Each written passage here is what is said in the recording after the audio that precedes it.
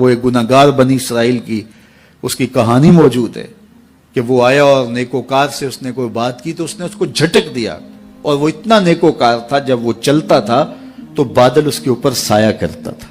अल्लाह ने उसको इतना नवाजा हुआ था, लेकिन गुनाहगार को देख करके उसके अंदर नफरत के जज्बात पैदा हुए। उसने कहा मेरे से बात ना कर, पीछे हट जा। अल्लाह अकबर। तो वो बेचारा बड़ा रोया कि मालिक मैं इतना गुनाहगार हूं कि तेरे पाक बंदे मुझे अपने पास बिठाने के लिए भी तैयार नहीं। दिल टूटा, शिकस्तगी पैदा हुई। कहा लेकिन मालिक तेरी मर्जी, और वापस पलटा। लेकिन जब वापस पलटा तो वो बादल का साया जो उस नेकोकार पे था, वो साया इस गुनाहगार के सर पे आ गया। तो वो करम नवाजी जिस पे फरमा दे उसके सारे बंदे हैं। तो अल्लाह को जो है वो तकब्बुर की नेकी नहीं, वो गुनाह जिसके बाद इज्ज पैदा हो, अल्लाह को वो पसंद है। वो गुनाह जिसके बाद तौबा के जज्बात उभरे, बंदे को शर्मिंदगी का एहसास हो। तो मत ऐसे बने कि 4 नमाजें पढ़ लें तो सब बेनमाजियों को हकीर जानने लग जाएं। थोड़ा सा काम कर लें, सदका और खैरात कर लें तो बाकी मालदारों को हकीर जाने लगे। आपको दीन के काम की तौफीक मिल गई है तो आप दीन के ठेकेदार बन के बैठ जाएं कि मैं इतना बड़ा जलसा करवाया, अब मेरे अलावा तो कोई यहाँ मुसलमान नहीं रहता, मैं ही सबसे बड़ा आशिक़े रसूल और मैं ही सबसे बड़ा मुसलमान हूँ। ना, ऐसा ना कीजिए। अल्लाह ने आपको तौफीक दी, आपने लोगों को दावत दी, पता नहीं किस आने वाले पे कितना करम हुआ है। ये तो उनकी रहमतें हैं, वो जिस पे चाहे जैसे चाहे बरस जाएं। हम को ठेकेदार थोड़े हैं, हम तो नौकरी करने वाले हैं, हम तो जूते उठाने वाले हैं। हो सकता है किसके सदके मेरे वालिद गिरामी मुझे याद आते हैं, वो मुझे फरमाया करते थे जब गुफ्तगू के लिए निकलने लगे और लोगों का हुजूम होने लगा, तो वो मुरब्बी थे बड़े, और बड़ी हिकमत के साथ जो है वो कोई ना कोई बात समझाते रहते थे। तो एक दिन फरमाने लगे कि एक खतीब था, बज़ाहिर अच्छा किताब करता लेकिन अंदर से वो इतना अच्छा नहीं था। तो जब वो फौत हो गया तो वो बख्शा गया, तो उसने अल्लाह से कहा कि मेरे मालिक, मेरा तो कोई अमल ही नहीं है कि मेरी बख्शिश होगी और मेरी मग़फ़िरत हो गई। तो फरमाया कि हाँ हम तुझे जानते हैं, लेकिन एक दिन तू कहीं वाज कर रहा था, मेरा एक बंदा बैठा था, उसको पसंद आ गया, मैंने उसके सदके तेरी मग़फ़िरत फरमाई। उठ फरीदा सुत्या ते मेला वेखण जा, उठ फरीदा सुत्या ते मेला वेखण जा, वत कोई बख्शिया मिल जावे ते तू ही बख्शिया जा। तो पता नहीं किसके सदके से अल्लाह रहमतों का नज़ूल फरमाता है। बेअमल को देख करके उससे नफरत नहीं है, नफरत तो गुनाह से है, गुनाहगार से नहीं है। लेकिन कोशिश की जाए कि ये अमले बद छोड़ दे।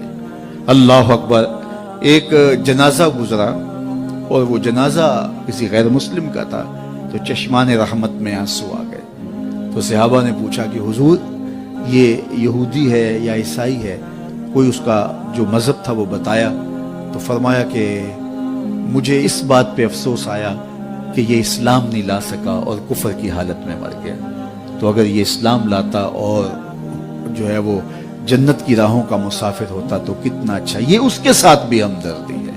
तो अल्लाह की मखलूक, ये जन्नत के अकेले ठेकेदार बनने की कोशिश ना करें कि मेरे अलावा कोई जाए ना, जन्नत के दरवाजे पे मैं बैठ जाऊंगा किसी को, ये ज्यादती है। मेरे तो आला हजरत ने ये कहा था, एक मेरा ही रहमत पे दावा नहीं, शाह की सारी उम्मत पे लाखों सलाम। तो इसलिए उम्मत साजी की एक तो कोशिश करिए, अपने अंदर बाहमी छोटे छोटे नज़ा इख्तलाफ, ये इंसानी फितरत है। इंसान के अंदर तबाह के अंदर इख्तलाफ है, तरजीहात के अंदर जो है वो इख्तलाफ है, अपने अपने मिजाज के अंदर तफावत होता है।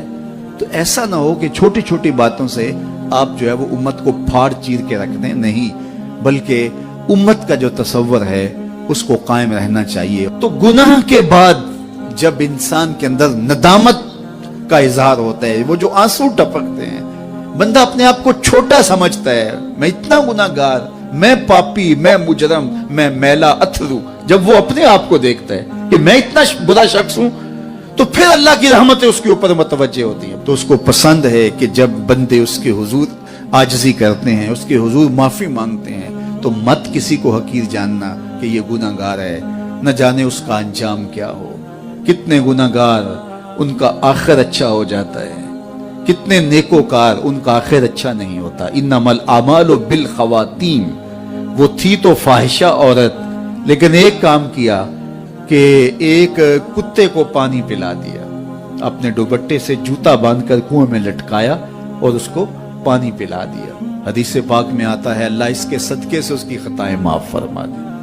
اور ایک نے بلی کو مار دیا خاتون کو، اور وہ جہنم کی آگ میں جلنے لگی۔ اس لیے کون کس کا انجام کیا ہوتا ہے؟ ہمارے بزرگ فرماتے ہیں کہ بچے سے پیار کرو کہ اس کے گناہ کم ہیں، اور بڑے سے پیار کرو اس کی نیکیاں زیادہ ہیں، اس کی نیکیاں زیادہ ہیں۔ چھوٹے سے اس لیے پیار کہ اس کے گناہ کم ہوں گے، اور بڑے سے اس لیے پیار کہ اس کی نیکیاں زیادہ ہوں گی۔